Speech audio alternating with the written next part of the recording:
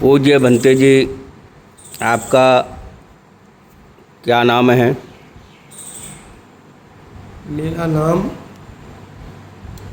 भनंत सम्यक बोधि थेरो है। आपका भिक्खु जीवन का कितने वर्ष हो चुका है? मेरा भिक्खु जीवन 2011 से मैंने प्रतिज्ञा ग्रहण की थी और 2014 में मेरी उपसंपदा हुई थी। तब से आप किन किन क्षेत्रों में? जब से मैं 2 साल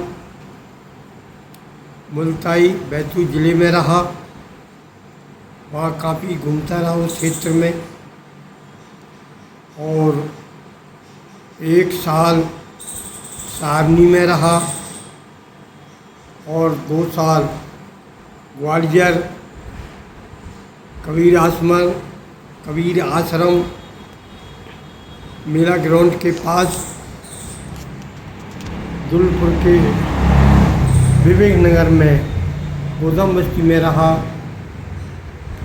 और 2017 से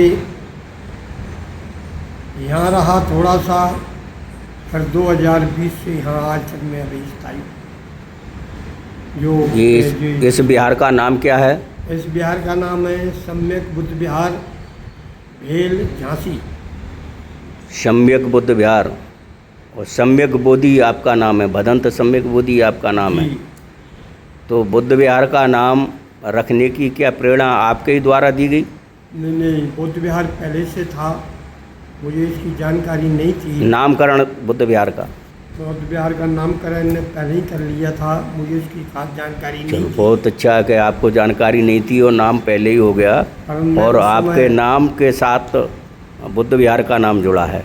हाँ, और बुद्ध विहार में ये जो निर्माण कार्य चल रहा है, बहुत कुछ निर्माण कार्य हुआ है, ये सब आपकी ही देखरेख में हुआ कि आपके पहले भी किसी के द्वारा किया गया? जब मैं यहाँ आया था, जब यहाँ दो तीन रूम बने थे, उन पर छत नहीं थी,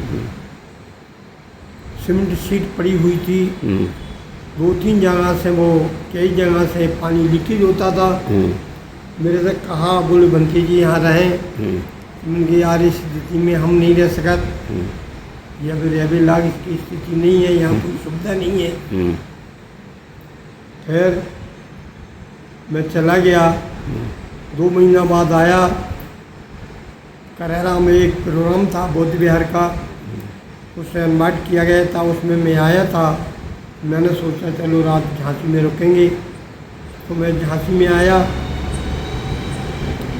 2017 में, मई जून का महीना था।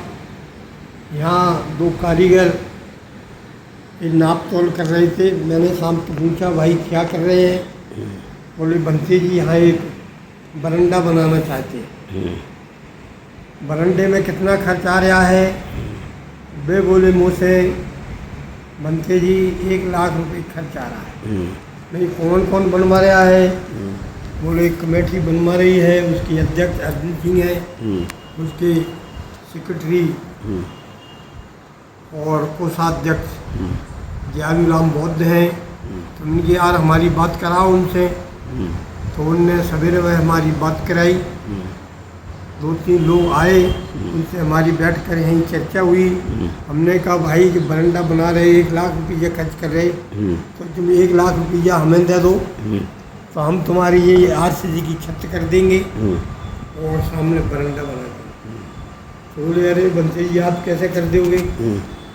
मैं दो। फिर हमने उन्हें अपनी प्लानिंग बताई कि इसको ऐसा ऐसा करेंगे।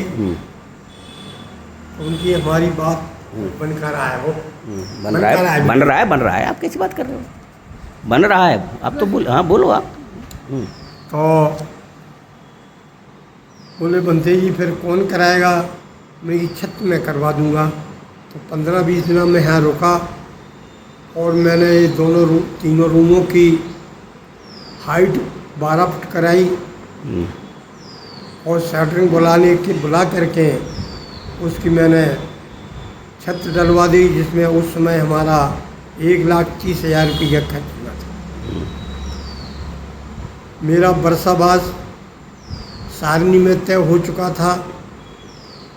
फिर बोले बंते जी 10-5 दिन और रुक जाओ, अभी तो बरसाबाद में है, अभी तो 1 महीना है। मैंने यहाँ है तो मैं और रुक गया। बोले एक काम करे बंते जी, बरंडा आगे बनवा ली तो क्या खर्चा आ जाएगा? तो मैंने गुड़त बाल लगा, मैं 2.5 लाख रुपये इसमें खर्च आ जाएगा। तो उन्होंने कही बंते जी कॉलम खुदवा दो। मैंने कॉलम खुदवा दिए और कॉलम भरवा दिए, और मैंने एक को इसका ठेका दे दिया, वही तू छत डाल देना। तो वो ठेकेदार इसके काम में लगा रहा। मैं सारनी चला गया, और बरसात ज़्यादा आने से कुछ काम में विलय हुआ। फिर आते सितंबर में, लास्ट सितंबर में इसकी छत डाली गई। छत के बाद छत डलवाने के लिए मैं 1 हफ्ता के लिए आया था। तो इसकी छत गिर गई, एक हॉल बन गया। हॉल बनने के बाद फिर इसको 2019 में मैंने इनसे और कहा यार जे और इतना काम करो जीना बनाने। तो जीना के लिए बगल में दोनों छतें 19 में डलवाई।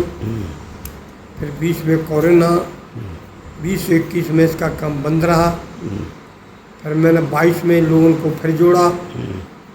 22 में जोड़ करके इनके यार कुछ करवाओ।